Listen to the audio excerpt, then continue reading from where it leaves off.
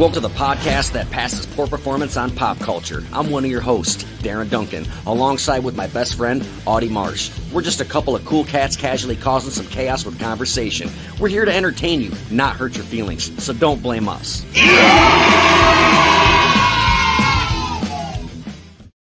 Garbage dump, oh garbage dump. You ever heard Charles Manson's music? I've heard a little bit on YouTube. It's they out had like there. like some old lost record or old recordings or some shit, and it was just him and an acoustic guitar. I don't remember the garbage dump one though. He's got like 3 fucking CDs, man. I forgot what the first one's called, but he recorded like 13 tracks with Dennis Wilson, the drummer of the Beach Boys. And yeah, did you know that? No.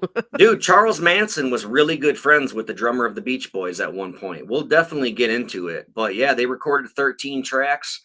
Charles Manson had a song on a B-side of one of the Beach Boys at records. And originally the song was called Cease to Exist, but the Beach Boys changed the words and the title and they called it Never Learn Not to Love. And that's what started this whole fucking mess. That's why people got murdered on August 9th in 1969.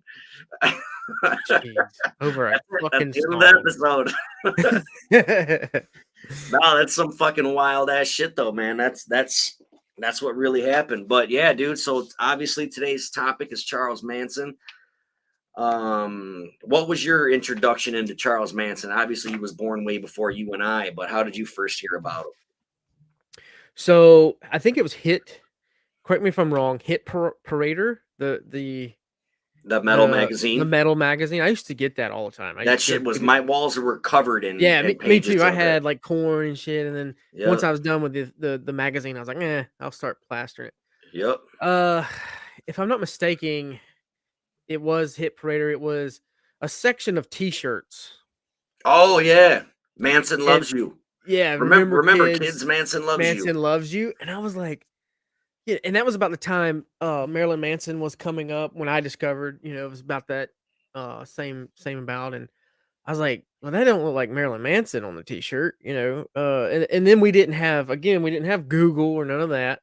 Right. So it was more or less I started asking around. I think I asked my dad or somebody. I was like, who's Charles Manson? And my parents,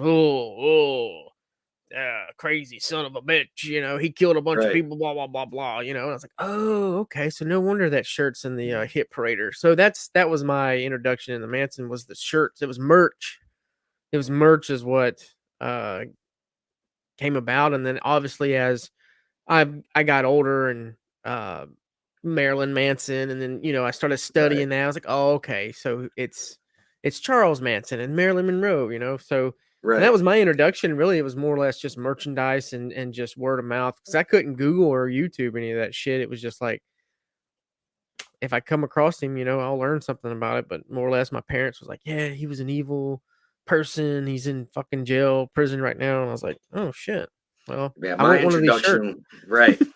No, I always did too, but I knew about him way before that. Like I knew about Manson probably since first, second grade, because my dad used to say, kill Whitey, but he'd be just fucking around. And and I was like, what the fuck does that mean? And he's like, it's Charles Manson. And he'd always say that, kill Whitey, because he explained to me, he's like, well, when one of Manson's parole hearings, he got asked, if you were let out, what would you do? And he said, kill Whitey.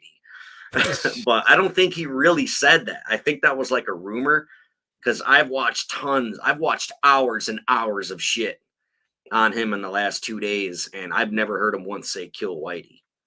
So I think that's just like a rumor or some bullshit, kind of like Marilyn Manson taking his ribs out to suck his own dick.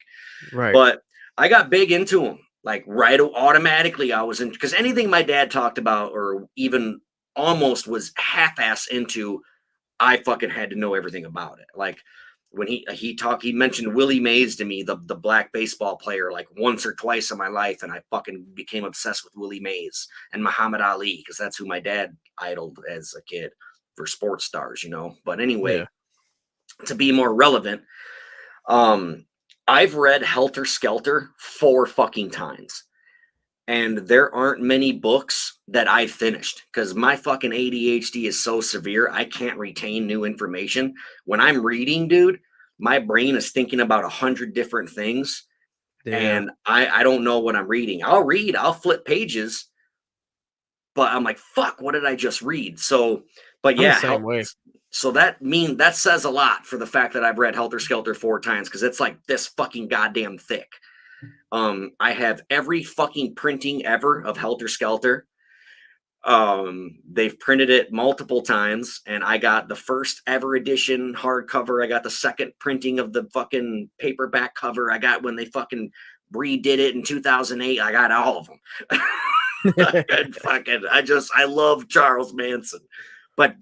goddamn, he is a hard fucking man to listen to in interviews, dude. Oh, It, I, absolutely. That's why I'm so intrigued by him. I hate to cut you off, but I feel like no, he was the first troll ever. My opinion. I'm trying to think of somebody before Think him. about it. I mean, No, yeah, I like because his interviews, he never gave a serious fucking answer. no.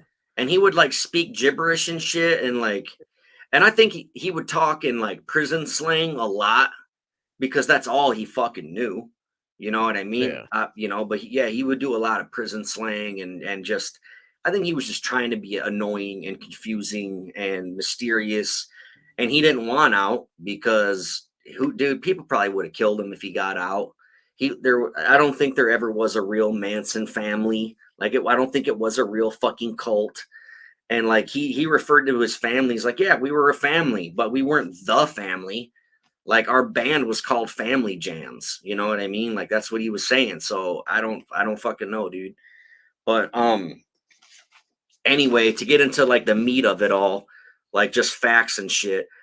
Uh he was born November 12th, the day before my birthday. That's pretty sweet. But he was born November 12th, 1934, in Cincinnati, Ohio. His mother was a 15-year-old prostitute. Did you know that? Mm, She was 15 years yeah. old. Her name was Kathleen Maddox. His dad was a colonel, Colonel Walker Henderson Scott Sr., but I don't think he ever met his dad ever. And his mom straight up didn't want him. He's like, my mom lied to me about everything. He's like, she only taught me one thing, and that's not to fucking trust anybody. Everybody's a fucking liar. And like his whole thing is like, I don't lie. He's just like when he was in prison, he's like, prison is a different world. He's like, the guards don't lie to you. You don't lie to the guards. You know what I mean? Yeah. But anyway, yeah, so yeah, his mom didn't want him. He went to fucking jail. His first time going to jail, he was 9 years old. And I think he robbed like a fucking liquor store or a little grocery store, convenience store, or something like that. But yeah, he went, dude, he spent over half of his life in prison. I'm gonna be all over the place with this shit, so try to No, fucking you're reel good. me in. Um, try to fucking reel me in here, but he uh he was 9 or 10 by the first time he got arrested. It was all petty bullshit. I mean, he was stealing cars and shit, but like what's fucked up about him, the reason why he did such long stints in jail is because every crime he committed was fucking federal. Like his dumbass would steal a car, no big deal, right? But he drove it across straight lines. Now it's a federal offense. Now you're gonna do 7 years, you know? And dude, he's been to Joliet, the prison by me. He was in there for 2 days. He's been in the Cook County jail, the Chicago jail. The motherfucker's been in jail everywhere, dude. He's got a son supposedly named Matthew Roberts, and he's like from Eau Claire, Wisconsin, like 3.5 hours away. And his fucking band played in Rockford at the same bar my first band used to play at. That's pretty Um, cool. yeah, dude, they were called One Man Son. Mm, And yeah, it's fucking I see what sweet. he did there. Yeah, right, right. Um, but yeah, he was arrested like 33 times, I think, and he escaped about 10 times as a juvenile, dude. As a juvenile, he escaped like 10 fucking times. And they put him in.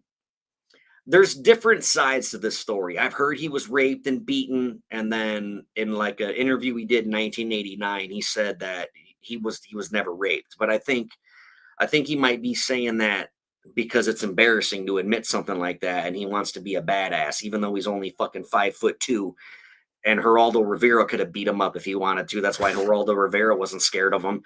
Uh, I mean, don't get me wrong. I bet he's a wild man, but he's fucking 5'2", you know.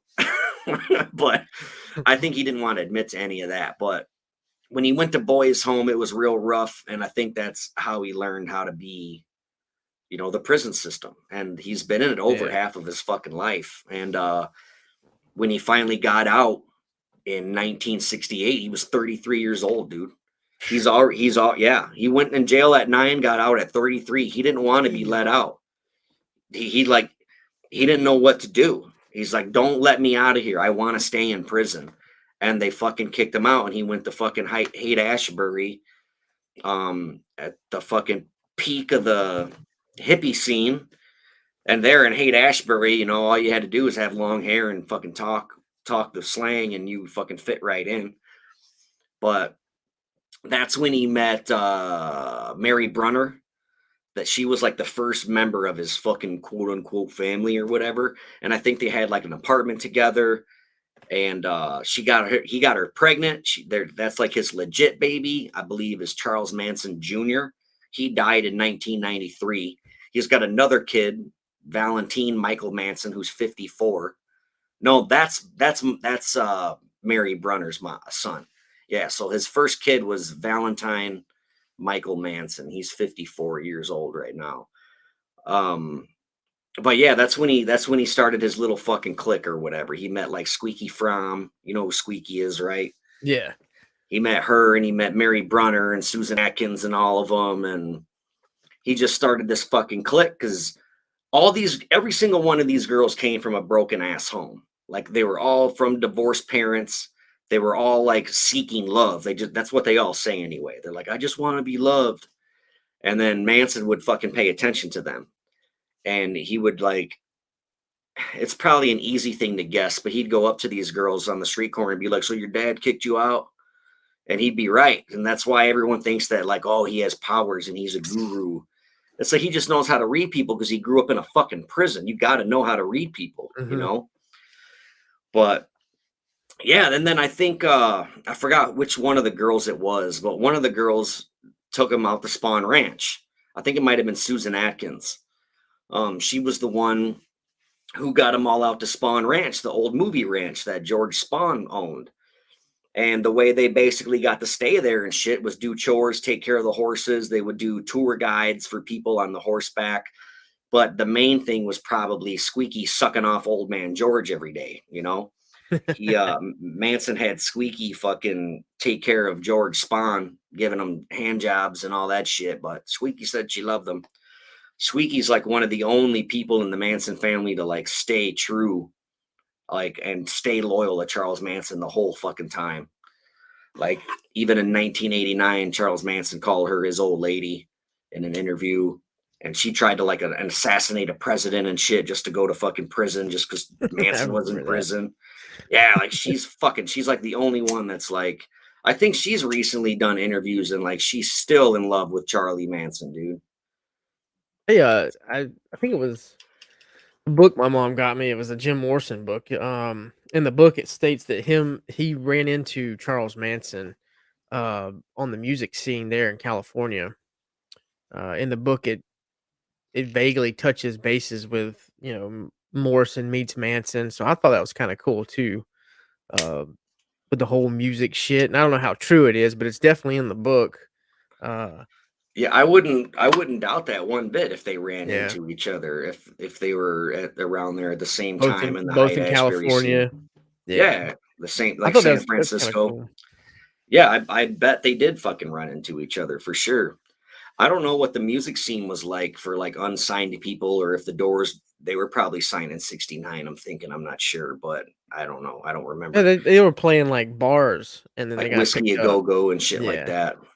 that's probably where he probably. I'd have to go back in the book, but it touches on it very vaguely. But I'm pretty sure it was something to do with that. Like either he was buying drugs, or someone involved with a drug dealer, or it had to have been music. Nothing to do, I'm sure, with any killings because Jim Morrison wasn't into that kind of shit. But No, it was probably like you said, it was probably drugs or music, I'm sure. mhm. Um let's get into the fucking music shit, man, because he wasn't bad in my opinion. He wasn't a terrible singer.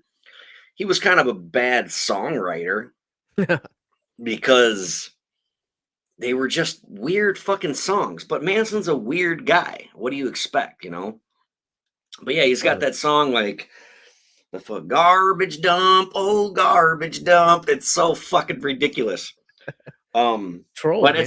it's not bad. But so what happened is two girls in the Manson family were hitchhiking. Dennis Wilson, the drummer of the Beach Boys, picked them up, took them back to his house. They got high, they partied, he fucked them both. And then I think the next day, Dennis Wilson wakes up and is like, all right, I got to go to the recording studio. I got to record. You guys stay here, make yourself at home, whatever. He comes back and his house is full of fucking people. And it's all the Manson family. And they stayed there for like a month, dude. He couldn't get rid of them. But the way Manson was is he paid his way with pussy. He was basically a pimp. He would pimp out his Manson girls.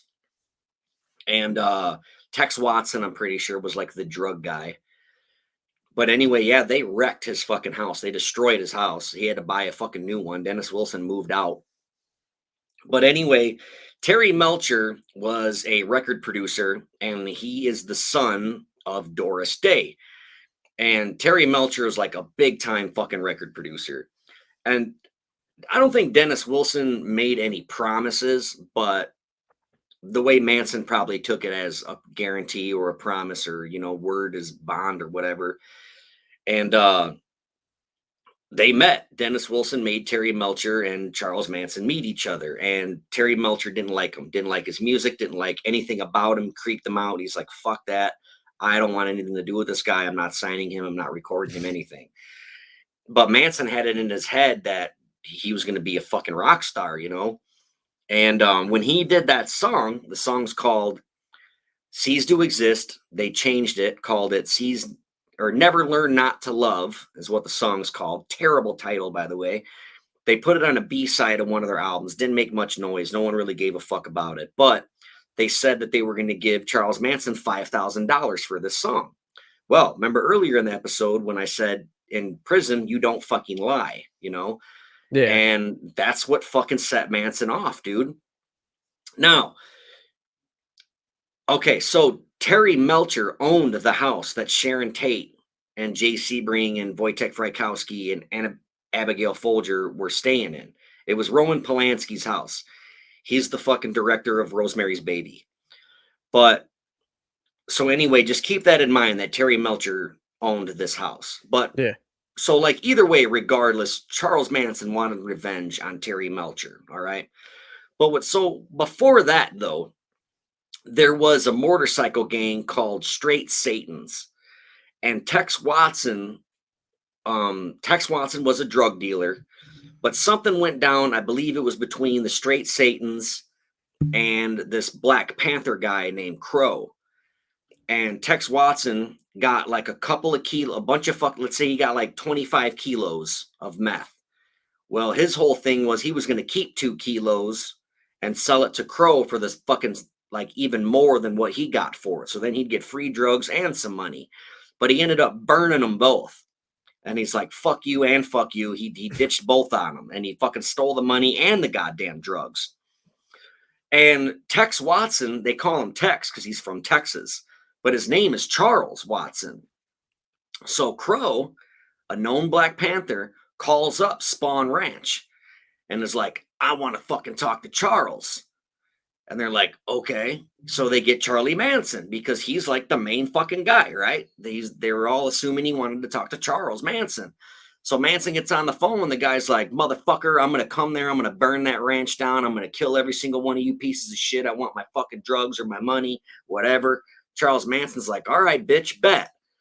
So he goes, oh, and meanwhile, I forgot to mention this. Tex Watson left his girlfriend for fucking collateral with Crow because, yeah. So this guy, Crow, was like, I don't know you, white boy. Fucking, I'm not giving you my money. He's like, no, chill, dude. It's cool. My girlfriend will stay with you. I gotta come back if you got my girlfriend. Nope. He fucking left that bitch there. So Crow took this girl back to his house, fucking tied her up, called the ranch, was like, fuck you. I'm gonna kill this bitch. I'm gonna set the ranch on fire. The Black Panthers are gonna come there and fuck all you white motherfuckers up unless I get my shit back. So Charles Manson goes over to Crow's house with a gun and shoots him in the fucking stomach, dude. So he saves Tex Watson's girlfriend. They go back to the ranch. Later that night on the news, they found the body of a Black Panther that was ditched. Now this shit probably happened all the fucking time in the late 60s, you know, Black Yeah. Panthers popping up dead. Well, Manson automatically assumed, oh fuck, I killed that guy, and then someone ditched his body, you know, because they didn't do that. He just shot him in the belly and left. So, out of fear of retaliation from the Black Panthers, he started fucking around with this motorcycle gang called the Straight Satans. And this is when his fucking pimpery came in. Because, like, what does 5'2" Charles Manson have to offer a fucking motorcycle gang? Nothing, right? He ain't got shit. He's got pussy, though. He's got a bunch of I was about to bitches, say he's got right? some girls, yeah. Yeah, he's got some bitches. So he you know, have at it, man. You can fuck any one of these girls you want. They all had clap, by the way. They all had fucking STDs and shit. Because, No. dude, even the fucking the one dude from the Straight Satans was like, I had to clap like 7 times at that goddamn ranch, dude. They Even all the went. dog had clap. Yeah, dude, straight up. So, like, they all went to the free clinic, and what's fucked up is I'm pretty sure the clinic, like the free fucking health clinic, was in the same building as Charles Manson's parole officer, because Manson would visit his PO and the girls would go get fucking medicine for gonorrhea and shit. Like, all to say, like, oh, let's just go down and I'll see my PO. You get some fucking, get rid of the clap, and we're all good. We'll go back to fucking, you know, and doing drugs and shit. So he was doing that for protection, but the Straight Satans were like, fuck you, you know, like, we don't care about you. But they thought he was a funny little awkward guy, and they liked fucking and partying and doing drugs, so they would hang out. But Manson was like trying to recruit them as like full-blown protection. And they're like, the Straight Satans work for the Straight Satans. They're not gonna worry about this little Charles Manson guy. It's probably But perception, though. yeah, right. That's enough. So right. So that's what he was terrified of. But obviously the Black Panthers never came. Spoiler alert, the Black Panthers never came to Spawn Ranch. But what did happen is Tex Watson ended up, I think I earlier I said that he was taking drugs from Straight Satans, and that's not true. That was a dealer. The Straight Satans came after he shot the Black Panthers. So I got to retract that statement or whatever. Tex Watson burned Crow and a drug dealer, not the Straight Satans. So let's get that straight. But anyway, so Tex Watson sells some meth to the Straight Satans, like $1,000 worth. And the next day, they're like, this shit's bunk. I don't want it. Give me my fucking money back. And they're like, fuck you. Like, that's not how this shit works. Like, I know the drugs are good, but they're the goddamn Straight Satans. What are you going to say to these guys? You know, they were just trying to get their shit for free. They thought that they can buy the drugs, do them, party, and then the next day, through intimidation, get their fucking money back. Yeah. Well, they weren't having that. The little tiny fucking Manson crew wasn't having that. But what they ended up deciding, like, fuck that. We got to give these guys their money or they're going to fucking kill us and beat all of our asses. So they went to this dude named Gary Hinman. This is the first murder in the whole fucking Manson family fiasco. He was a music teacher. Charles Manson sent Bobby Beausoleil, Mary Brunner, his baby mama, and Susan Atkins. Sent those 3 to this dude's house, Gary Hinman, and I'm pretty sure he was a drug dealer. And I think that's who they got the shit from originally, or something. Or this guy owed Manson $1,000, something. Somehow Gary Hinman got involved. Well, they go to his house, and Gary Hinman's like, I don't got no fucking money. Fuck you.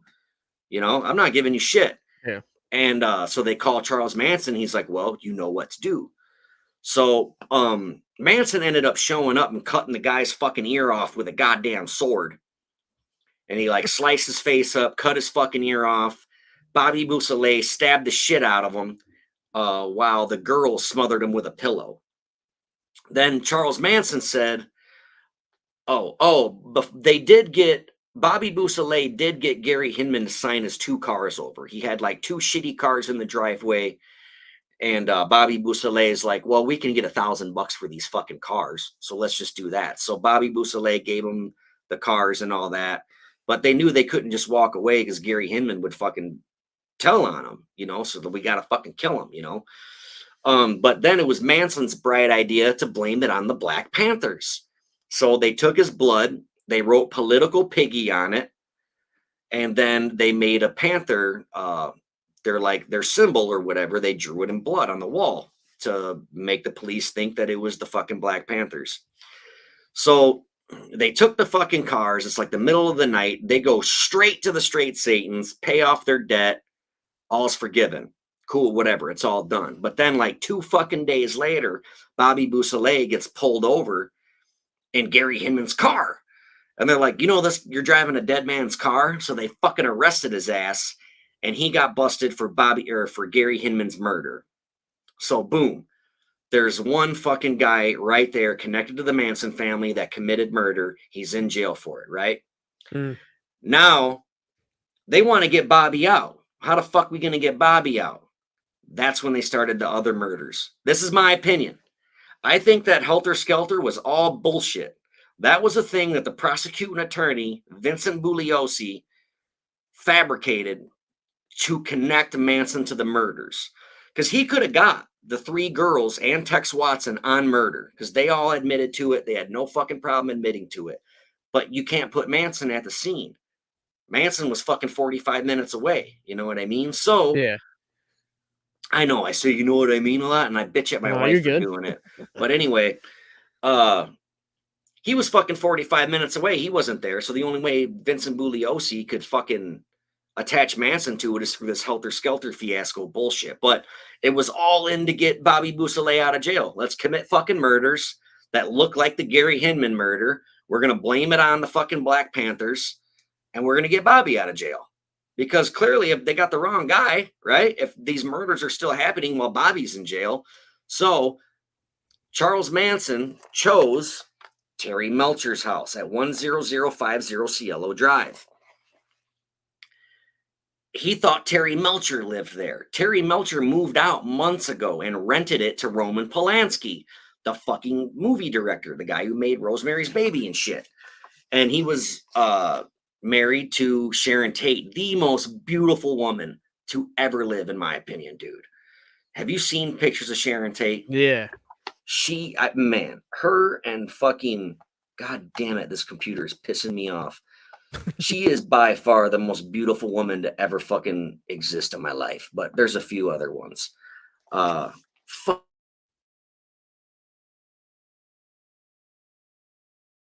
Uh-oh, I think we lost Darren.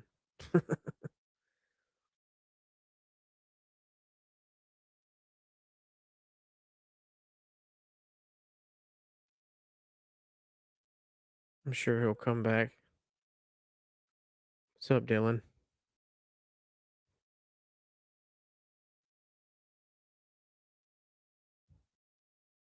He said his computer shut off.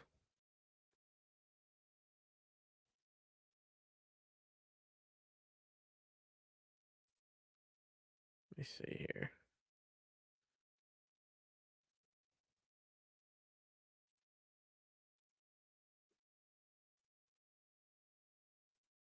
I'll wait till he comes back.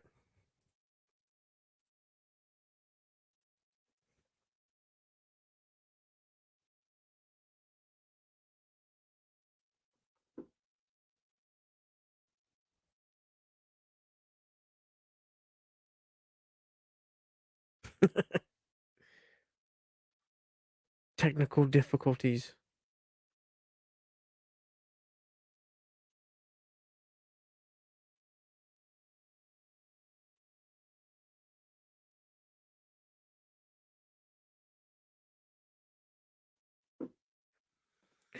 Ugh. I guess while I wait for that.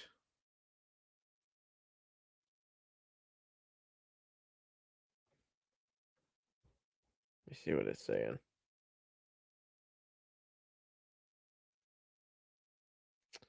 Oh shit! It updated.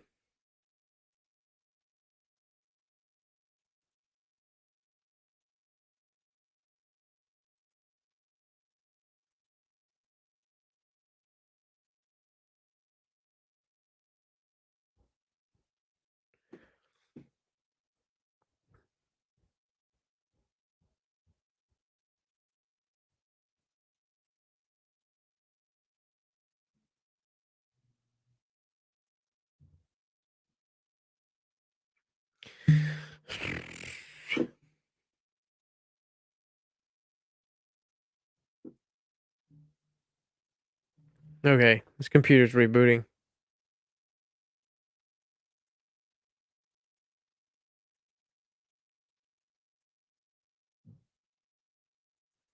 Oh wait.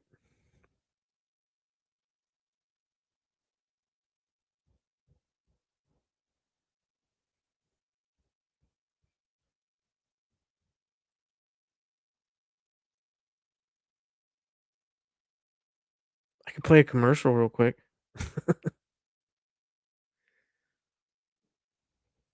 I don't know what to do with my hands. Hurry up, Darren.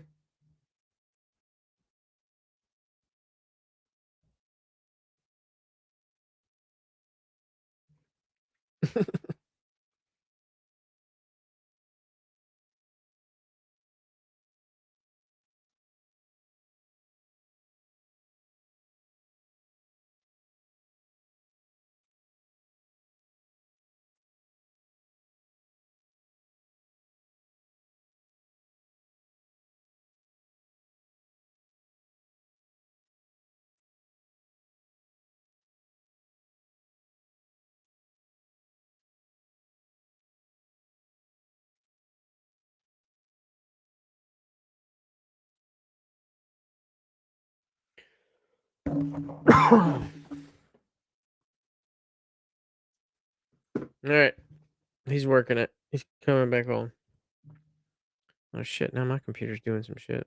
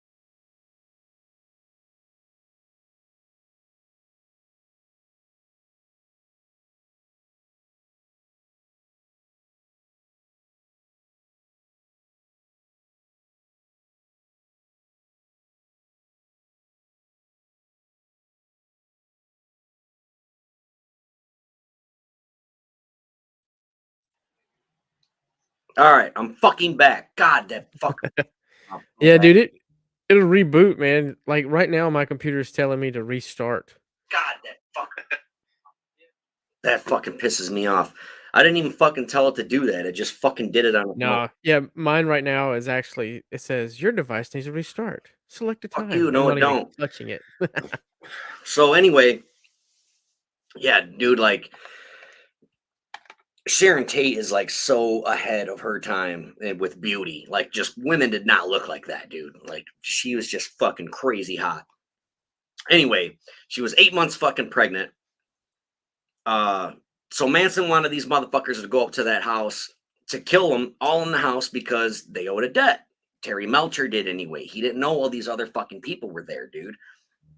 But the other people that were in the house, it was Sharon Tate, 8 months pregnant, Jay Sebring, who was he was like a hairstylist for the movie stars. And Abigail Folger was there, Folger's Coffee. She was like the heiress to the Folger Coffee Company. And her boyfriend, Wojtek Frykowski. He was obviously some kind of fucking Polish immigrant dude or whatever. Anyway, this house was so frequented and they partied and shit so often that when these fucking three people went into the house, Linda Kasabian was with them too. So when they all went into the house, one of them walked past Abigail Folger's bedroom and she was like in her pajamas, sitting on her bed reading a book. She just fucking waved at her, dude. Like Susan Atkins walks down the hallway, peeks in the bedroom window. The chick's sitting, they wave at each other, dude. But anyway, Susan Atkins claims that Manson told them, go with Tex, do what he tells you to do, leave something witchy. That's what they said. And later on, like in the 80s, Susan Atkins said that they were also told to kill every person on that street. They were supposed to break into every house, but I don't know how true that is. I don't believe a lot of Susan Atkins. I think she's kind of a fucking loop. She's fucking batshit crazy, dude. But anyway, we'll get into the girls a little later. So what they did, they hopped the gate, they cut the phone lines. While this is going on, there was like the groundskeeper. He was a young dude. He lived in like a side house, like a carriage house or whatever. Mm-hmm. Took care of the flowers and shit like that. Some dude he knew named Stephen Parent came over there to see if he wanted to buy a radio. I think Stephen Parent was like 18 or some shit. He shows up to homeboys. Nah, I don't want to buy the radio. All right, cool, man. Gets in his car, fucking starts heading down the driveway. Meanwhile, Tex Watson and these fucking three girls walk up on him. Tex just shoots him 4 times in the chest and kills him. Doesn't say a fucking word. Then they come up to the house. They cut the fucking screen, climb in. Wojtek Frykowski's laying on the couch. Tex Watson kind of nudges him and he wakes up and, what the fuck are you? Who are you doing here? Or who are you? What are you doing here? And Tex Watson says, I'm the devil and I'm here to do the devil's business. They start rounding all these fucking people up. They get them into the living room. They tie a rope around Jay Sebring's neck or Sharon Tate's neck, one of them first. Throw the rope over the fucking balcony thing. Tie it to the other person's neck. They were going to plan on like hanging them at the same time, but the rope was way too fucking long. So they just fucking tied them up. Instant fucking chaos just fucking happens. Wojtek's a big dude. He's fighting back. He gets the shit stabbed out of him. He starts heading out to the lawn. They fucking catch him, stab the fuck out of him. Abigail Folger did the same thing, ran out the house. They caught her, stabbed her to death. I think it was Patricia Krenwinkel or Leslie Van Houten. It was one of those that were stabbing her. And she said that she remembered her saying, I'm already dead, while she was stabbing her. She had a white gown on. If you ever see the crime scene photos, they're pretty fucked up, dude. I was looking at them last night, and her fucking gown looks pink. You can tell it was white, but it looks pink. That's like crazy. The whole thing is pink, and like the bottom looked like it was a pink dress with white trim. That's how much fucking blood. It's like some Rob Zombie songs, some lyrics. It absolutely was. Remember White Zombie? I'm already dead. I'm already dead. Yeah. That was it. That was her fucking, that was her real thing with the Diane Sawyer interview. So a lot of the House of 1,000 Corpses is like geared around that. Yeah. When Baby, Sherry Moon, when she's standing there like, when someone needs to be killed, you kill them. And that's the way. There was some girl in the Manson family that said that. She was like holding a big fucking knife and she had like red hair. But yeah, she said that. Manson takes a lot of his shit. Or I mean, Rob Zombie takes a lot of his stuff from Marilyn Manson. I think he's like on the fan side, like Charles I am. Manson. Right, of Charles Manson. Did I say Marilyn? Yeah. Oh, well, fuck that guy. Charles Manson's way fucking cooler. I'm a big fan. I love Charles Manson. I don't give a fuck. It sucks that people died. That's fucked up. but I'm a big fan of the whole. I'm interested in the whole thing. It's a fucking crazy ass thing that happened, Yeah, and you're it's a huge intrigued. part of fucking history, in my opinion. Right. Getting off track. What the fuck was I talking about before that? Oh, but yeah, Rob Zombie borrows a lot of his shit. In fact, there's a really good documentary called Charles Manson: The Final Words, and Rob Zombie fucking narrates it, and it's pretty sweet. It's only like $5 on Prime. Totally worth the $5. Oh, So that's what you anyway, told me today. yeah, it's Yeah. really good. It's really fucking good because most of it is Charles Manson talking. Most of it's in his own words. And then the other is like Rob Zombie narrating it. It's really fucking Oh, gnarly. wow. And it's right towards like the end of Charles Manson's life. So everything's in there. It wasn't made in fucking 1993. You know what I mean? It's updated as fuck. So anyway, Sharon Tate, 8 months pregnant. She's like, I just want to have my baby. Let me live. Let me have this baby. And then you can fucking kill me. And Susan Atkins is like, I have zero mercy for you or your fucking baby. So they fucking kill these people. There's a shit ton of blood around Sharon's body. There's not much around Jay Sebring's body because I was looking at the fucking crime scene photos last night. And it's just Sharon Tate's so brutal. It's fucked up. There's a lot of blood around her. And on the way out, Susan Atkins grabs like a towel or a pillowcase or something, dips it in Sharon Tate's blood. When they walk out, she writes the word pig on the front door in Sharon Tate's blood. And then she just threw the towel and then they took off. Well, the towel happened to land on Jay Sebring's head. So he's laying on his side. He's got a rope tied around his neck, and you can see like this white, it looked like a KKK hood on his fucking head. And that's where a lot of the rumors came up. Like, oh, they were devil worshippers. They had hoods on their heads. And then, no, that was a fucking accident. She just threw it and that's where it landed. Um, Now, she fucking wrote pig on the front door in blood. Her original plan was she wanted to cut out the baby, but she's like, but we didn't have time. I wanted to smash their eyeballs on the walls and write stuff with their eyeballs. She said Jeez. that, yeah, this is what Susan Atkins said. I think she was saying all this to her cellmate because they got arrested for other shit. They had like 2 raids happen on the ranch, and one of them was for stolen dune buggies because they were like stealing Volkswagens and stealing cars and like turning them into dune buggies so they can cruise around in the desert. And then one of them, they lit a bunch of fucking like digging equipment on fire. Like they burned a bunch of fucking caterpillars and backhoes and shit. They set them all on fire. Now in the movie and the book will tell you that the reason why they fucking set all those machines on fire is because they were in the desert digging holes to confuse the Manson family because they were looking for the bottomless pit. But I think this is all bullshit. But there's probably some fucking truth to it, dude, because they were all tripping their balls off on acid like every day. Susan Atkins was like 21 years old, and she said that she's tripped like 300 times. That's almost every day in a year. And the Manson family was together for only like 2 years, dude. So that's like every other day taking acid. Um, Jeez. so yeah, anyway, you know who owns that front door? You know who moved in? It was 10050 Cielo Drive where that fucking murder happened. You know who moved into that house after?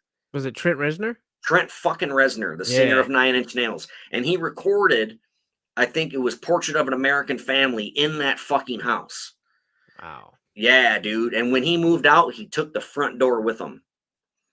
And That's then, pretty crazy. yeah, so that fucking door with Sharon Tate's blood on it, that it's I'm sure it's gone now. They washed it off, the fucking crime scene people.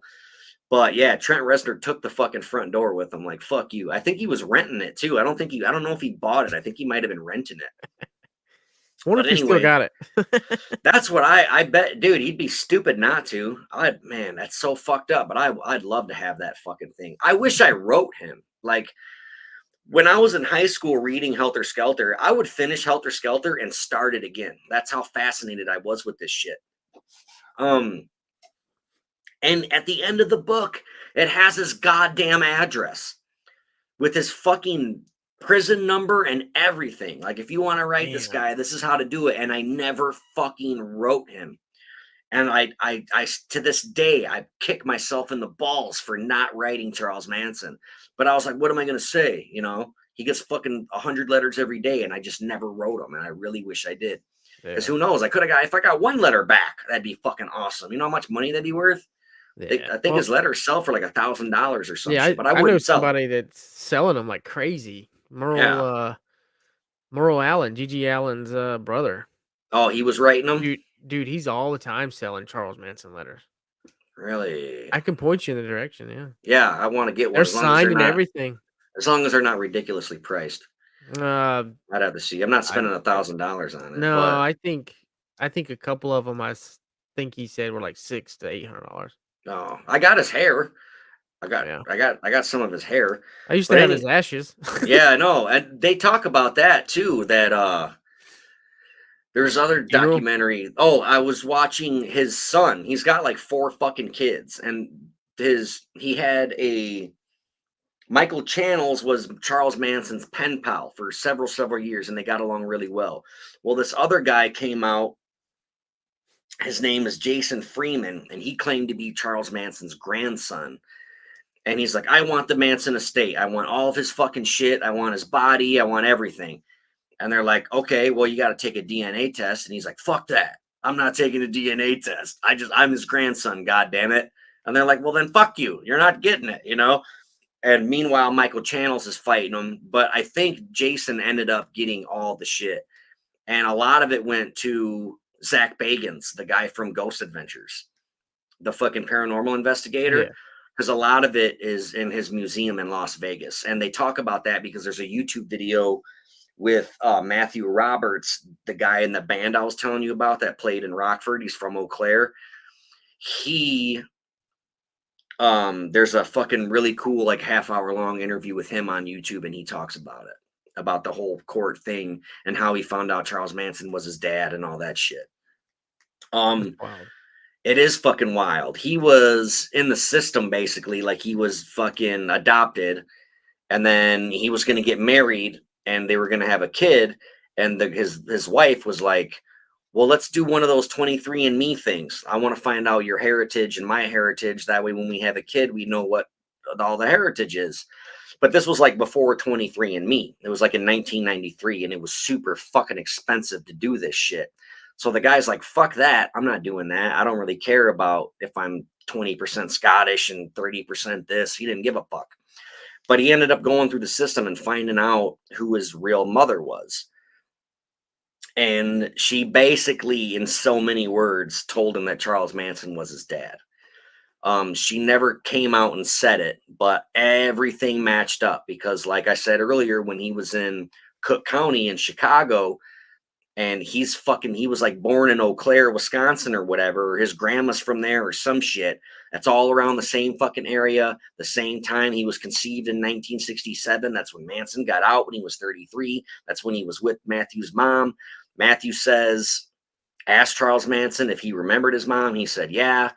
And they never got around to doing a DNA test, but he's pretty fucking sure Manson's his dad. The guy looks just fucking like him, dude. It's crazy how fucking much he looks like him. But so I'm pretty sure that's his fucking son too.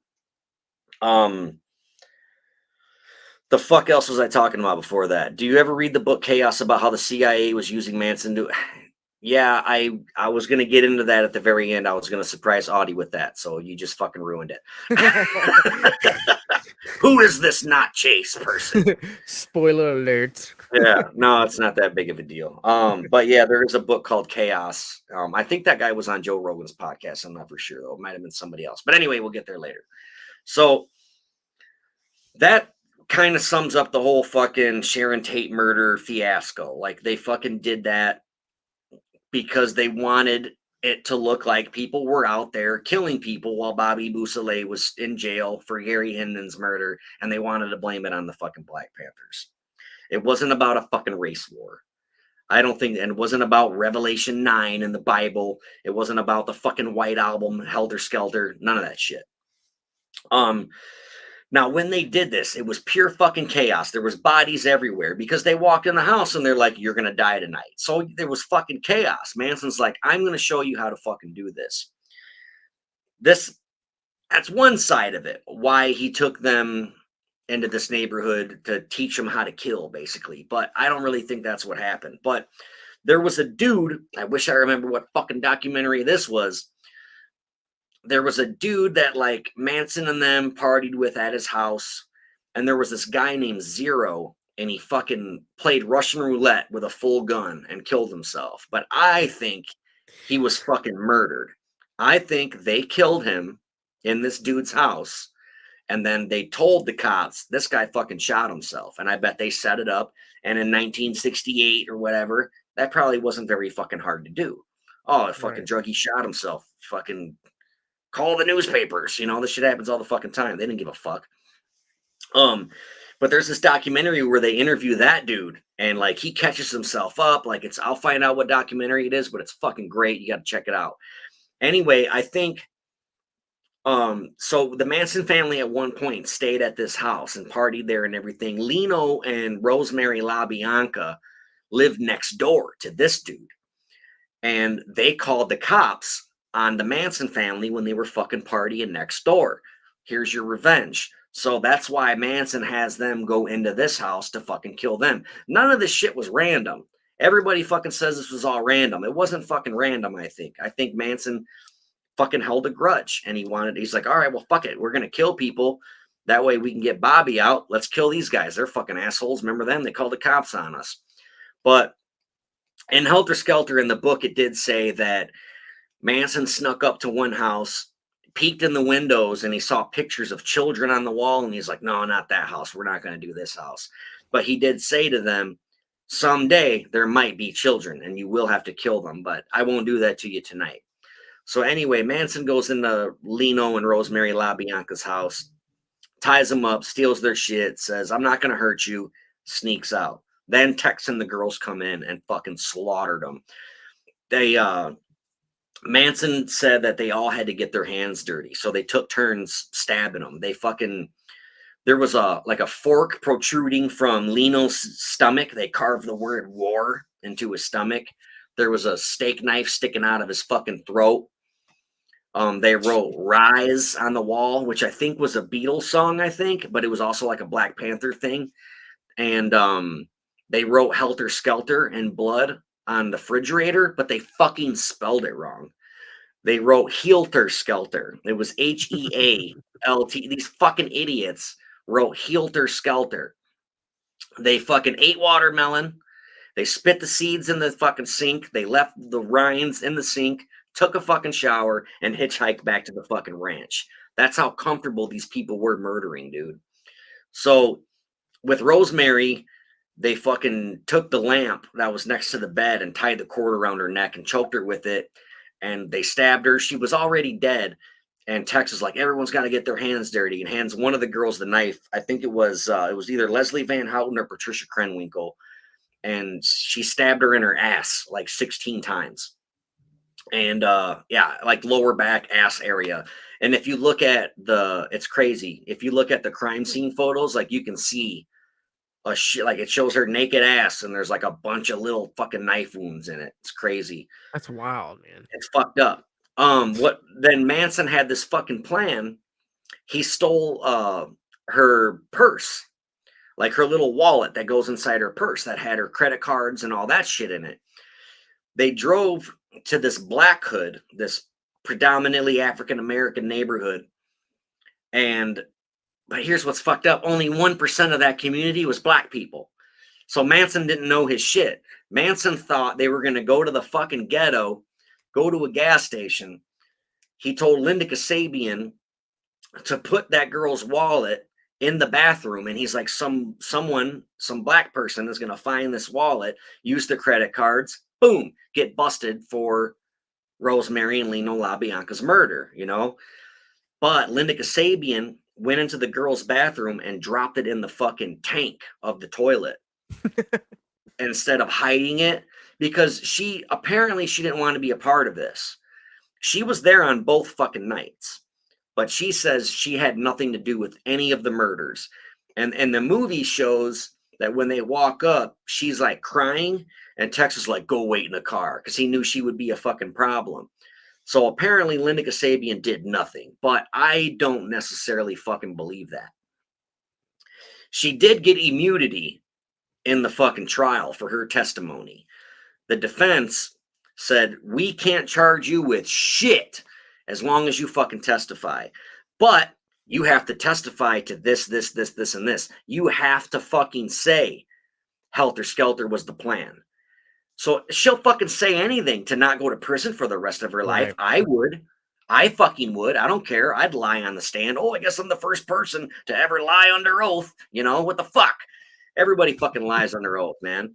But yeah, I think she told, and like, dude, Vincent Bugliosi fucking lied. Like, so many fucking people in the courtroom fucking lied during this shit, but none of this fucking came out till later. Like, nobody knew about these lies until like the fucking 90s, and no one gave a fuck anymore. It might have even been later. I think they found out all this shit after the fact. Manson's already dead. I think they found out about the lies. I don't know how true this is, but I heard that if you lie under oath during a murder trial, they can charge you with murder. Like, I don't think the charge is murder, but you'll do the same sentence as a murderer. Like, you could go to the gas chamber if you lie on the stand during a murder case. I don't know how true that is, but I heard Wow. that. Yeah, I'd Yeah, have to look that up. I heard someone say that before, and it was in another podcast. So I don't know how fucking true that is. But anyway, Linda Kasabian bitched out, put the fucking wallet in the toilet, the bowl, the tank part. And months later, when they all got busted and shit, she fucking told that story. They went to that gas station, lifted the lid off the tank. There it fucking was, sitting right there in the fucking tank, man. Nobody ever found it. Damn. Fucking nuts, right? So Had someone have found it, you know?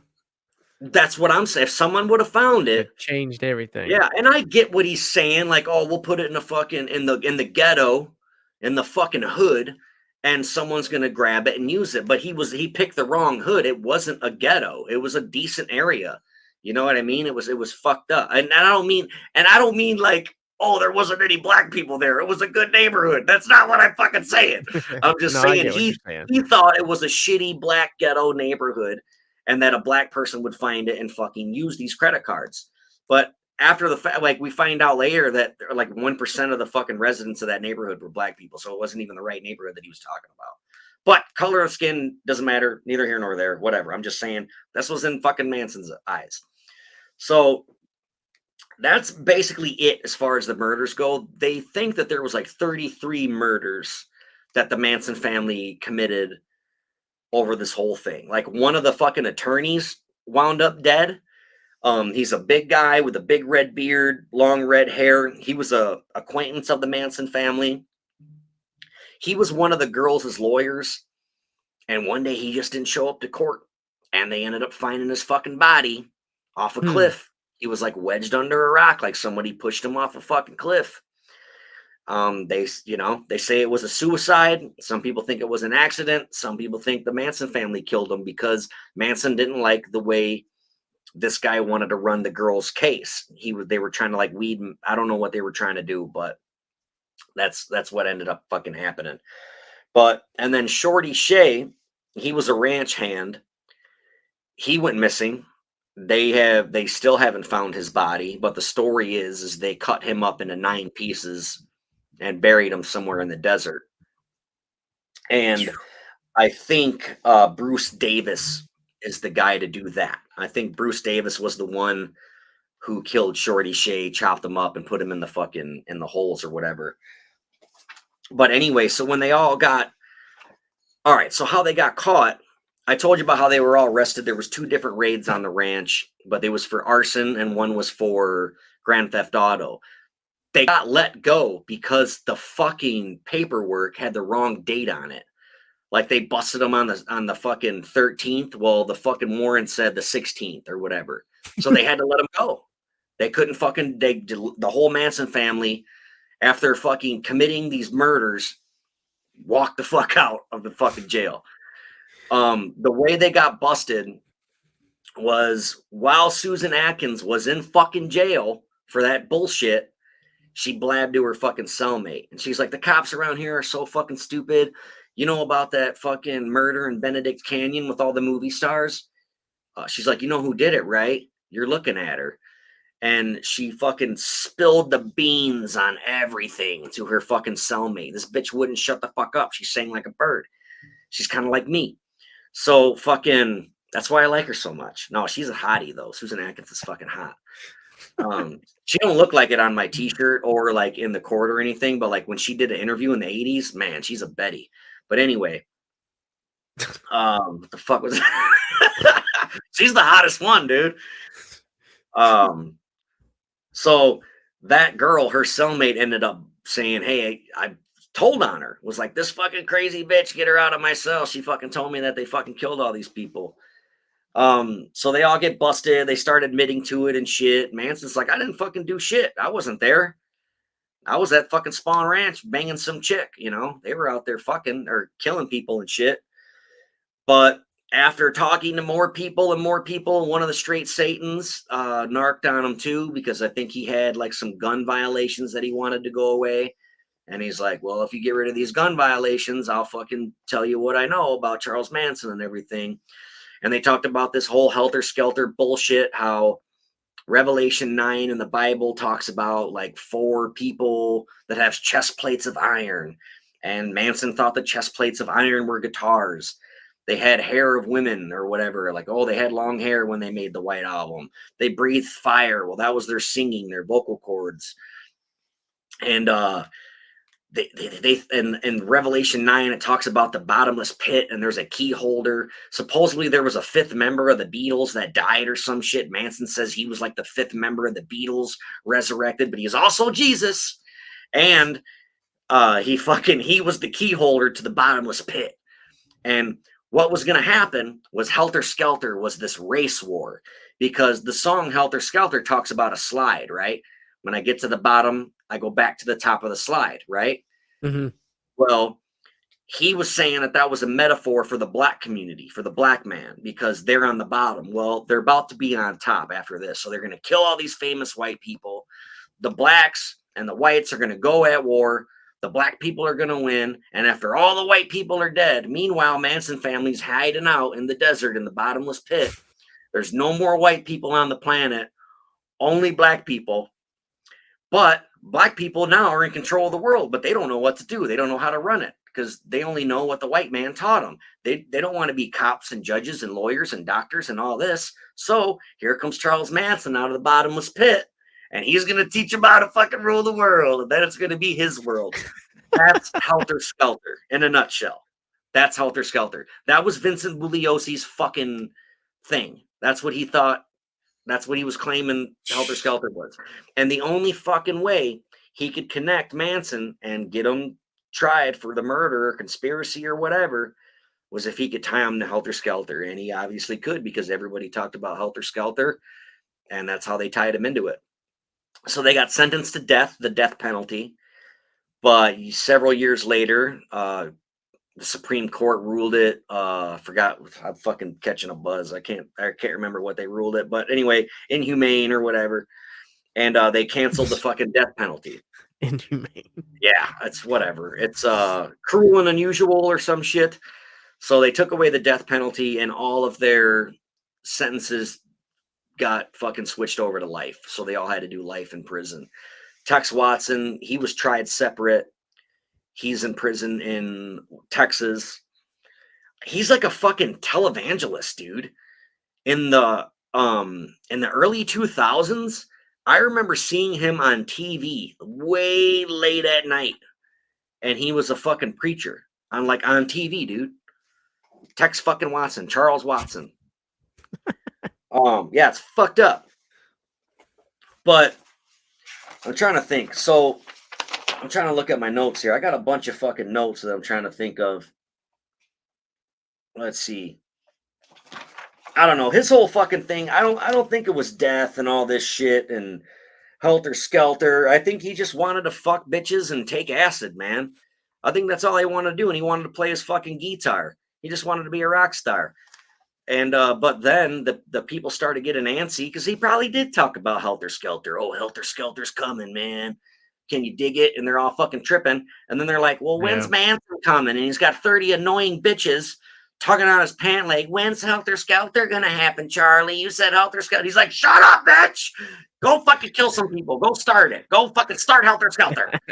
That's what I think. I was high. Yeah, right. But now he's like, well, fuck, all these girls are thinking I'm lying. And Tex Watson was like, Charles Manson was no badass. He was 5'2". Tex Watson's a fucking football player, cowboy. He was in charge. And I just that's what I fucking think happened, man, is they were all getting antsy and they wanted this fucking Helter Skelter to happen. So they fucking pushed it. So a lot of it, I think, was to try to copycat murders to get Bobby Boussalet out of jail, and then it was like, yeah, fine, fucking Helter Skelter will happen. Shut the fuck up. Let me see here. In fucking 1989, Manson said he didn't want to get paroled. He went up for parole 11 fucking times. He got denied every goddamn time. And in 1989, he said he didn't want to get paroled because everybody wants a piece of me, he said. He's like, everybody fucking writes me and everybody wants a little piece of me. And I give and give. And then at the end of the day, I got nothing left. I'm gone, you know? And he's like, if I get out, everyone's going to ride my fucking coattails. Everyone's going to want to hang out with me and fucking, use me to make money or whatever, or to be famous. He's like, I don't want all that shit. But I think he really just didn't want to get out because all he fucking knew was prison. He Yeah. was comfortable. There's sex in prison. It might not be the kind you like, but it's there, Dudes be fucking up in jail, dude, for reals. Yeah, I Yeah, think it's like learn how to fight or get fucked. That's how prison is. That's a Manson quote. We you're should put so that on a little shirt. too. Learn how to fight or get fucked. I got a couple quotes I'd like to put after we make our OJ Simpson shirts, we got to make a Charles Manson shirt. I wanna it's like fight or get fucked, or maybe I'm not a violent person. That's a Charles Manson quote. He said that. I love this Charles Manson quote. This is my favorite one, probably. He said, yesterday is gone. You don't carry it down the road in a sack. I thought that was pretty fucking cool. Like, let the past be the past, man. But I've always been worried about or wondered about his X tattoo on his forehead. And Helter Skelter in the book, he claimed that it was that he X'd himself out of the establishment. He X'd himself from our world. And then the women followed. He shaved his head and the women followed. And a lot of people say, like my dad, for example, was like, oh man, he could brainwash people, and like all these bitches carved X's in their head and they didn't even talk. Like, how they know how to do that? And I'm like, I'm pretty sure they were fucking sending kites and shit. They were talking, I'm pretty sure. But Tripping. that's how crazy it was. Everybody was just so fucking big into it. And you didn't have the internet then, so you could just say whatever you want. And the game of telephone, everything fucking changes from person to person. That's how you get rumors of removing your ribs to suck your own dick, But his fucking so it was an axe, and then he changed it into a swastika. And I was told by a friend that he probably changed it because the AB, the Aryan Brotherhood, was fucking with him and was like, "You're gonna fucking change that to a fucking swastika, motherfucker, or we're gonna kill you or rape you or whatever." But they asked him about are you American Nazi, a neo-Nazi? Do you like the Nazi party? And he said, "My Nazi party. It's my Nazi party. That's me since 1943." That's what he said. He's like, this is my Nazi party. And it's like, whatever the fuck that means. Like, every time he's asked a fucking question, he never answers it. He Yeah. answers it in a stupid roundabout fucking way. A Yeah, lot of his times his he interviews answered, were wild, man. That's what dude, intrigued me about him. they're hard to like watch for hours because I'm just like, fucking say something that's relevant, please. It's just so fucking stupid. It's like, it's worse than Kurt Cobain lyrics, man. Nothing on top but a bucket and a mop and an illustrator. What? A what? Shut the fuck up. Anyway, and then when Geraldo Rivera, this is a fucking douchebag. Fuck you, Yeah, Geraldo. I I'm don't glad like you this got guy your bones anyway. broke on that one episode with a chair. He fucking everybody that interviews him as a little fucking cunt. They're all a bunch of little assholes, and they think they're fucking tough guys because they went into a room without him being chained up. Like, they think they're badasses, and they're totally acting that way. And they're just super arrogant, and they're just assholes. They treat him like shit, and it's like, yeah, he fucking, I don't know. Fuck Gacy. Treat him like shit. Don't treat Charles Manson like shit. He didn't kill anybody. Fucking bitch. But anyway, Geraldo asked him, so what's the fucking swastika? Why is it on your forehead? Do you like Hitler? And he's like, it's my father's name. That's what Charles Manson said. The swastika was his father's name. Like, whatever the fuck that means. Okay, dude. And then in the same fucking interview, like 1988, when he was talking about, yeah, it's my Nazi party, that's me. I've been locked up since 1943. He also said that it was about the Uganda plane crash where 8 people died. Because she asked him again, like later, like, so what's up with the swastika? And he's like, remember that plane in Uganda that blew up with all them kids? He's like, there's like, what? No, I don't. I don't remember that. It was fucking ridiculous, man. The guy's a fucking nut job. I think that he just talks a bunch of shit to talk shit because he wants to be mysterious. I think that he don't want anybody to figure him out. There's probably not much to figure out. The guy's been in prison for fucking ever. Like, what does he know other than shit that he read in books? What's he supposed to fucking say when you ask him a question? He don't know about real life. How's he supposed to fucking answer it, man? Yeah. But he was asked if he did get out of prison, what would he do? And he said if he got out, he'd just play music. He'd plant some trees. He liked working in the dirt. He's like, I used to plant fig trees, and I fucked up because it used to be every other one is supposed to be male, female, male, female. He didn't know that. He just planted a bunch of fig trees and fucked them up. And she was like, well, how are you going to support yourself? And he's like, how does a deer support itself? You know, he's like, fucking wherever I sleep, that's where I'm going to sleep. He's like, I'll plant fucking fig trees. I'll eat my figs and I'll trade this guy this for that. And I'll have raisins in my pocket and all this shit. It's like, all right, dude. He said some shit about when he was asked if, like, because he's like, oh, because he's just so weird. He contradicts himself all the time. And I think he literally just says the first thing that comes to his mind. He don't have a real answer. So when asked, like, well, who's the devil? I'm the devil. You're the devil. I'm God. You're God, baby. Everybody's God. That's just how we fucking talk. But then they said some shit about, he said something about, like, everybody's the devil. And she's like, so men are the devil? He's like, yeah. Women are the devil? Yeah. She's like, do you think women are worse? He's like, hell yeah, women are worse. He's like, look at the queen. The queen never fought no war. She sends men to the war, you know? And like, he said that women are in charge, though. He said, women have the power. He said, women send us to work. They have the grocery store. I got the fishing pole.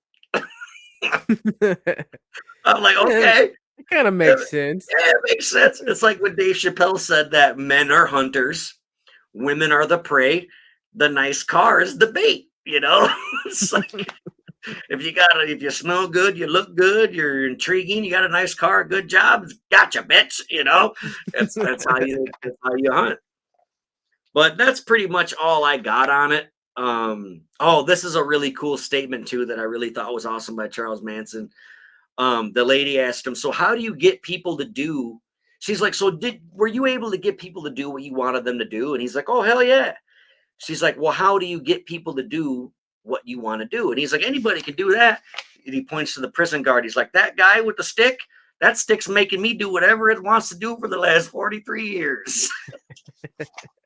I was like, damn, that's fucked up.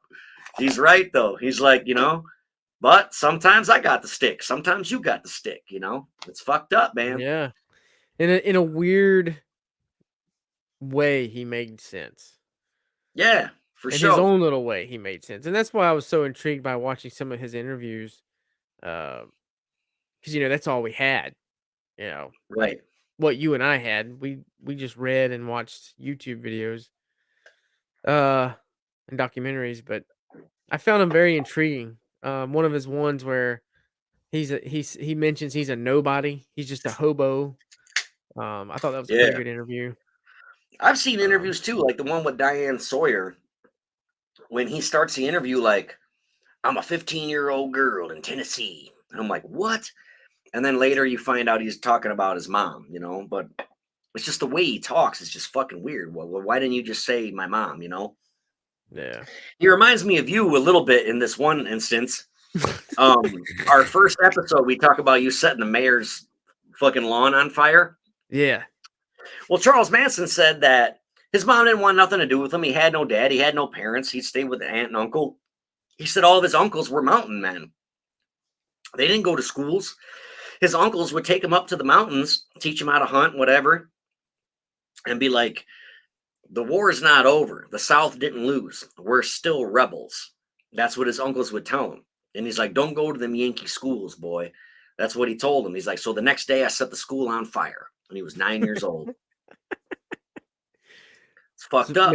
maybe I found the way after I set the mayor's yard on fire. Yeah, maybe. Yeah, it's maybe you're one of his sons and your mom's been lying to you the whole fucking time. Yeah. Wouldn't that be crazy? It would be crazy. I don't think Like the dates would match up though. You'd be a lot that older. that reminds me, Brittany bought a 23andMe kit Yeah, for both of us. So I'm gonna take it and see where I come from, I guess. do it. Fuck it. I highly recommend reading Helter Skelter. It's it's through the eyes of Vincent Bugliosi and Kurt Gentry, I think. It's a fascinating book. It's thick as fuck, but it's fucking great. Lots of facts in there, but it is through the eyes of Vincent Bugliosi. So you gotta take that for example. But another great fucking phenomenal book is Manson in His Own Words. I'm looking at it right now. It's called Manson in His Own Words, Destroying a Myth, The True Confessions of Charles Manson. It's by Newell Emmons. So I would totally get that book. It's a fucking badass book. There's a lot of books and movies and documentaries on them, but you just got to Yeah. swim through the bullshit. It's kind of like real life. You got to go through a couple dicks before you get a real friend or whatever. You got to go through the bullshit. Yeah, I don't know, man. But I would love to do another, this was a topic that I was intimidated by because I love Manson so much and there's so much fucking information. I remember telling you, like, dude, I don't want to do it until after I read Helter Skelter again and I want to finish that other book in His Own Words. And it's just like, fuck that. I'll watch a bunch of shit, and No, absolutely. we'll just go, like I'm not as in depth as I would love to be. But that's all I got for you for the most part. And that's my research for Charles Manson. No, dude, it's intriguing. We're gonna do volume 2, 3. We'll do some more. I was thinking I'm about intrigued by going, it. yeah, I was thinking about going farther into the actual Spawn Ranch shit and the girls more. Like this was mostly about the murders. This episode was, and kind of about his background a little bit, but there's so much information. We could come back to the Manson shit basically any fucking time we want. Yeah. I'd love to do an episode on just the girls. Yeah, they're the Speak real fucking killers. Yeah, exactly. They're all in their 70s now. Oh, you know what, dude? Yeah, Patricia Krenwinkel, she's 74 now. She was 22 when she committed the murders. She had aliases, like they all had fake fucking names. And she had a bunch of them. Big Patty, Yellow, Marnie Reeves, Mary Ann Scott, and Katie. Those were her aliases. Like when they would get arrested, she'd be like, "My name's Mary Ann Scott." That's what they would do. And Leslie Van Houten is 72 now. She was 20 during the murders. Some of her aliases were Luella Alexandria, Leslie Marie Sangston, Linda Sue Owens, and Lulu. Now, my favorite, Susan Atkins, Sexy Sadie. She was born May 7th, 1948. She died September 24th in 2009. She died 61 Cancer? years old of brain cancer. Yeah. Brain cancer. There's an interview, I think 20 years after the murders or something. Maybe it might only be like, for some reason, the numbers that I see in my head are 7 and 20. I don't know why. It was like 7 years after the murder or 20 years after the murder, something like that. But she's fucking drop dead gorgeous in this interview. And she's just talking really sweet and quiet, like she's this tiny little girl. And she's saying how she's found Jesus and what she did was wrong. And she talked about how much acid she's taken. But not meanwhile, but like she was the craziest fucking one, dude.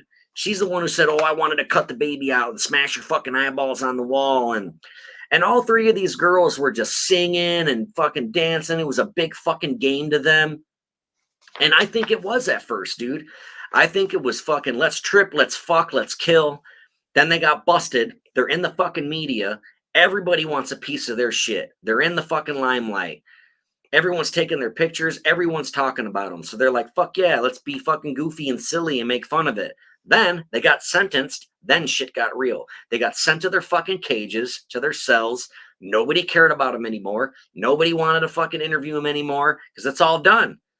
So now they Yep. sit there and rot. And years later, they're like, it was all Manson's fault. I didn't want anything to do with it. He manipulated me. I was a young girl. That is true. They were children. They were only 19, 20, 21, 22 years old. But what happened to the fucking big murdering tough girl? What happened to that bitch? Yeah. You know, and now you Painting found pig and Jesus. shit on a door. Yeah, You know? now you found Jesus and it's all Manson's fault and he needs Hmm. to own up to what he did. He wasn't even fucking there. He told you to go kill. You could have said no. Fuck you. I'm sure Yeah. if any one of those girls would have dropped to their knees and blew him, he'd be like, all right, you don't got to kill anybody. It's okay. Go back to bed. That's exactly what would have fucking happened. But no, they chose to fucking kill. Crazy. It Charlie's is fucking Angels. crazy. Exactly. Like my t-shirt, Charlie's Angels. Goddamn right. Bobby Beausoleil is still alive, I'm pretty sure. Susan Atkins is the only one that's dead, I think. Squeaky Fromm, I don't know if she's still in prison. But you know, some funny shit that we can get into and then we'll end this episode. We just decided, we pulled this topic out of our ass this morning that we were going to do Charles Manson tonight. And I just found out 2 recent articles from LA Times about the Manson family. Would you like me to read them? Yeah, go ahead. That's All crazy. right. Yeah, it is fucking crazy. This article is from July 8th. That fucking recent. So this article is about Bruce Davis. He was a member of the Manson family. He was a pretty predominant member. He was a bad motherfucker. He was one of the brutal ones. We think that he's the one who killed Shorty and cut him up into 9 pieces. I think he was also involved in the Gary Hinman murder. The guy that got his ear cut off and shit. Mm-hmm.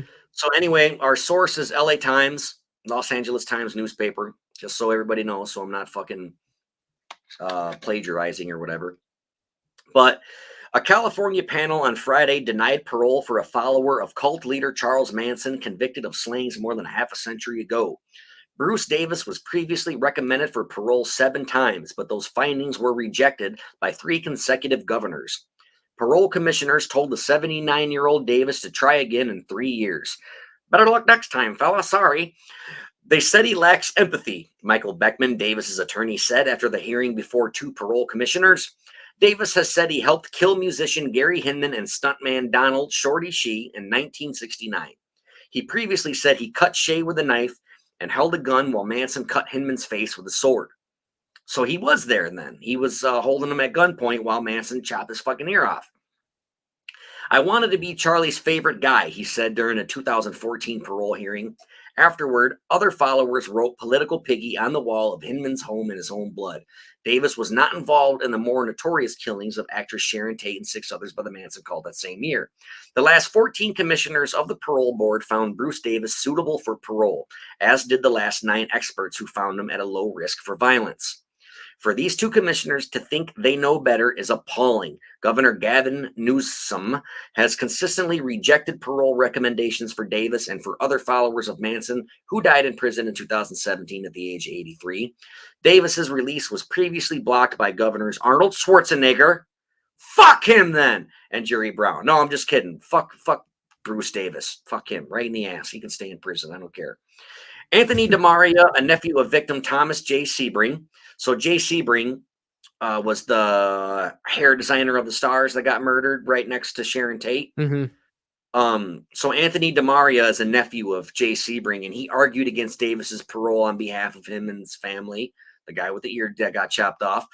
Bruce Davis remains in prison because his crimes were so severe and profound that they shook our country to its core with permanent repercussions. So apparently that motherfucker's still in jail. Now, let's go to Patricia Krenwinkel. This was May 26th of this year. Sharon, the headline, this is also from LA Times. Sharon Tate's sister fighting parole for Manson follower Patricia Krenwinkel. The sister of slain actress Sharon Tate is raising concerns after a state parole panel found Patricia Krenwinkel, one of Charles Manson's followers and a participant in the infamous 1969 murder, suitable for parole. Deborah Tate, who has represented the Tate family at every Manson family parole hearing since 1998, told the LA Times the most recent hearing was impacted by technical issues that she worries will lead to an incomplete transcript being sent to Governor Gavin Newsom. So what happened is she's been going to court forever. Every fucking parole hearing, this lady comes to court. Sharon Tate's little sister, who was like 16 when she got murdered, she's like, "Fuck these assholes! Don't let them out. They killed my sister." That's usually what happens at parole hearings. But now, like with COVID and all that shit, I guess this was all like through us, like what we're doing with this video chat shit. Well, exactly what happened to us today. Their fucking system went down. And she's like, fuck, fuck, fuck, the governor's not going to see this. But I guess it was all typed out in transcripts and the governor got to see it. But anyway, Patricia Krenwinkel, who is 74 now, is California's longest serving female inmate and was sent to death row in 1971. She's the longest serving female inmate, dude, in California. You should write her. You should write her. Oh, she'd probably tell me to fuck off because all these girls now like found God and they hate Charles Manson because it was all his fault and he don't own up to it. They probably don't want to be written unless you write. I mean, I could write her and talk about how fucking Jesus is awesome. Maybe I could do that. You should do it. You should write her and just be like, I hope all is well. Yeah, Jesus is fucking cool, right? Isn't he cool? Remember when he died on the cross? Yeah, remember when you found him? How dare you? Right. Yeah. Fucking A right.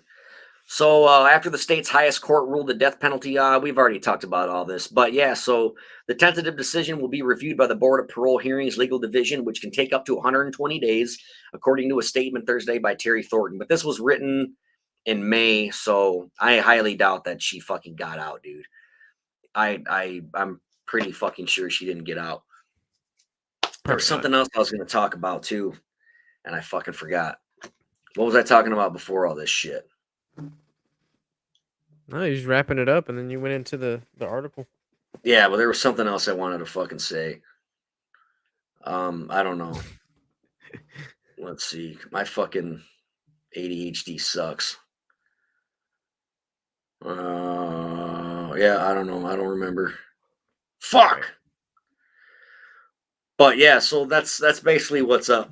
She's like, and then Sharon Tate's little sister was like, I'm an extremely forgiving person by nature, but I am not convinced that these people have been rehabilitated one iota. She's like, fuck these bitches, don't let them out. Yeah, they killed my let fucking them rot. sister. Yeah, they're all like fucking, oh, woe was me, let me out. Susan Atkins, her last interview was pretty sad, man. Like I felt bad for her, but I also got the hots for her, so I don't. Maybe that's. Maybe I'm biased here, but she was dying, dude. She only had like they said a few weeks left to live. And her last interview, like she was crying and she was like, she basically just saying like, I want to fucking get out of here, man. Like just fucking let me out of here before. And like, yeah, nope, I think I've seen something like that. She was like, I'm going to die anyway. Yeah, you're fucking dying in prison, bitch. That's how, because could you imagine what would have happened if they let any of these people out? Everybody would fucking freak out. Like, this is the biggest fucking, this is the crime of the century, dude. Fuck OJ. Like, this is it. This is the crime of the fucking last 100 years. I remember what I was going to say now. The whole CIA thing. There's a fucking conspiracy theory. It's fucked up, but some people say that Manson was tested on, like, through MK Ultra and shit. You know what MK Ultra is? What is that? This is a real thing. The government fed a bunch of acid to prisoner inmates and that they were testing acid on fucking prisoners. And some people say this is a real thing. This is a real project. MK Ultra. This really happened. Kaczynski, the fucking Unabomber, he was a part of MK Ultra, dude. They fucking fed him acid. And he got out and he's all fucking crazy and he's fucking mailing bombs to people. MK Ultra's a real fucking thing. Look it up. But anyway, some people think that Manson was involved in that. And he was a fucking, like a project or whatever, because they let him out of fucking prison, sent him straight to fucking San Francisco or whatever, because like Vietnam War was going on, dude, and like the hippies were rising up, and they're like, make love, not war, man. And it was getting out of control. Like there was this fucking whole movement going on of this anti-war shit, and they wanted to fucking stop it. They wanted to put an end to the hippies. The fucking Manson murders totally fucking stopped all that shit. Like after that, dude, like you don't hear much about it anymore. That whole fucking love movement and all the hippie Yeah. flower power shit. Fucking Manson killed the 60s. He killed the hippies. He killed all that shit. And some of it is there's a conspiracy theory that it was done on purpose. That they released him into the world to fucking trip on acid, give these girls acid, start this little fucking cult like knew what he was doing the whole time. It's like Whitey Bulger, the Irish fucking mob boss or whatever. He's a bad motherfucker. Whitey Bulger, Boston, fucking Irish white boy, fucking gangster. He was an informant for the fucking CIA the whole goddamn time. But he was like the leader of the fucking Irish mafia, my Irish mob, whatever. And he was a fucking goddamn CIA fucking tattletale, That's wild, man. Fucked up. But yes, some people think Manson was the CIA. Was a part of the CIA, yeah. But I think that's all bullshit. Yeah, I don't believe that. I think he was just a fucking poor little. He was given a shit fucking deal from the day he was born. He was born to a 15-year-old prostitute who didn't want nothing to fucking do with him. His daddy didn't want anything to do with him. He got bounced around from uncle to uncle. All they taught him was crime. He fucking goes to jail at 9 years old, learns the system, learns that there's sex in the system and you can get anything you want and learn the system. They let him out when he was 33. 2 years later, he went right fucking back in the motherfucker, It's like That's all he knew. Elaine Wanos. He's institutionalized, like my nephew. My fucking nephew went to jail at 12 years old, fucking barely been out ever since, man. He's been in and he's spent more time in jail than he spent outside because he was 12 years old and he stole guns from my dad. And ever since then, he's been fucking in jail. Yeah. He's in prison right now for 19 years for drug-induced homicide because he fucking sold heroin to somebody and they took it and they died. So drug-induced homicide, 19 years, motherfucker. That's what happens. But my nephew was the same way. When he got out of prison, he's like, I can't get a job because everyone's like, dude, you got to get your shit together now. Fuck yeah, you're out of the joint. Fuck yeah, get a job, man. And he'd rather sell drugs because it was easier. He'd rather steal from people because it was easier. And he'd bitch and whine and cry. Woe was me. It's not my fault. I'm a felon. I can't get a job. I got him a job. He fucking stole from that job and got fired. My homeboy fucking hired him to seal code and he stole blank checks from my buddy. Went right back to fucking got fired. Started selling heroin. Somebody died, right back to prison. That's all he knows is prison. And when he gets out, all he knows is how to survive by breaking the law. And you break the law, you get caught, you go to prison. So yeah, that's like crazy.